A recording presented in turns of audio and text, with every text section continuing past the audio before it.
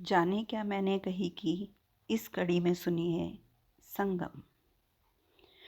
18 बरस होने को आए थे मिसेस गौतम को स्कूल में नौकरी करते हुए। बालों में छाई काली घटाओं की जगह अब उम्र की चांदनी ने लेनी शुरू कर दी थी।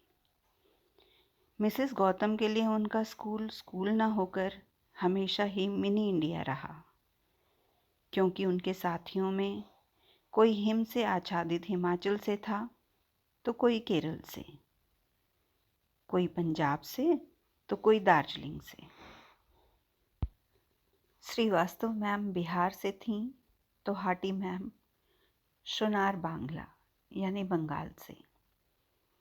मिसेस गौतम खुद उत्तर प्रदेश से थीं और शादी के बाद हरियाणवी हुए उन्हें काफ़ी अरसा हो चुका था।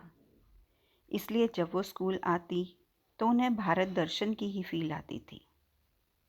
अलग अलग भाषा बोलने वाले साथियों के बीच रहकर कई बार उनका मन उन्हीं की भाषा में बात करने को करता था। और जब उन्होंने एक दिन समाचार सुनते हुए सुना कि भाषा संगम ऐप डाउनलोड करके आप कोई भी भाषा सीख सकते हैं, तो उनके सपने को उड़ान मिलने लगी। भाषा ऐप डाउनलोड किया गया और सभी ने नई भाषा सीखने का निश्चय किया। लेकिन दार्जिलिंग वाली मैम ने कहा, मैं तो उर्दू सीखूंगा। सीखूंगा सुनकर आप भी हैरान हो गए होंगे, पर भाषा के औजारों से किसी का भी जेंडर चेंज करना उनके स्टाफ रूम में आम बात थी। खैर, उनकी बात को भी तवज्जो दी गई और डिसाइड किया कि जब भी सुबह एक दूसरे के साथ बात करेंगे तो उस व्यक्ति से उसी की भाषा में बात करेंगे।